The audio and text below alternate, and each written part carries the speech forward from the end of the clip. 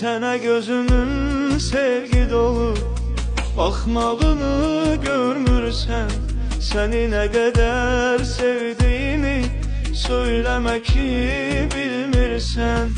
Hər kəsdən çox sevən, dərdini dərdim edən mənəm hər an düşünən.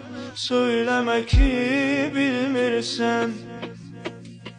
Sənə sevgim əsla bitməz, gülüşün ağlımdan getməz. Nə qədər görsən səni qəlbim sevməkdən vaz keçməz. Sənə sevgim əsla bitməz, gülüşün ağlımdan getməz. Nə qədər görsən səni qəlbim sevməkdən vaz keçməz.